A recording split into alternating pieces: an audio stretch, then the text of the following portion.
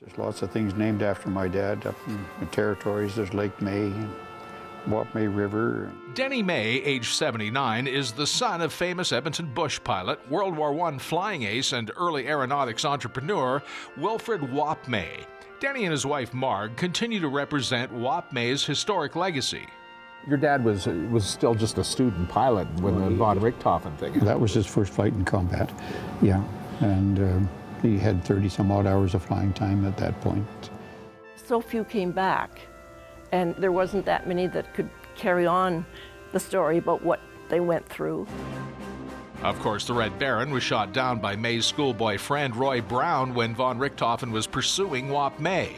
But Denny believes his father's mercy flight to the far north, delivering diphtheria serum in winter conditions in 1929, was his most important contribution to history.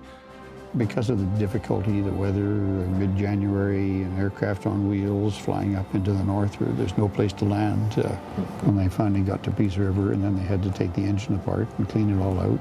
It was their taste of flying in the war that started many of the bush pilots on their next chapter of their lives.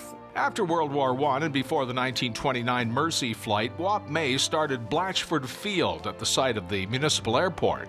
He started and ran commercial airways through World War II. Right after the war, then he was Director of Development for Canadian Pacific Airlines, so opening up air bases in northern BC, the territories, Alaska, the Yukon.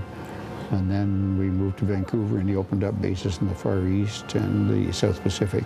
So Denny and Marg keep the history alive through a website, books, and public appearances. We've got bookings for the fall for Canadian Club, for schools already are booking us. Aviation museum visits. Well, we do that, right? We're involved. Both my wife and I, Margaret and I, are on the Operations Committee of Canada's Aviation Hall of Fame.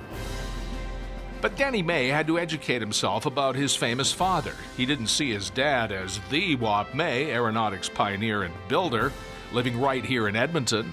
I'd be surprised every time somebody would ask my dad for an autograph. I'd say, what do they want your autograph for? And he said, oh, they just think they collect autographs. He just put it in. Of course, I was so young at that point. I was so young when he died that I never asked all the questions that I should have. His website is being updated, and Denny's 2 books about Wop May and his flying friends are in their 4th printings. After all, Wilfred May was perhaps among Edmonton's first star celebrities. For Go Edmonton, I'm Tim Dancy. That's interesting.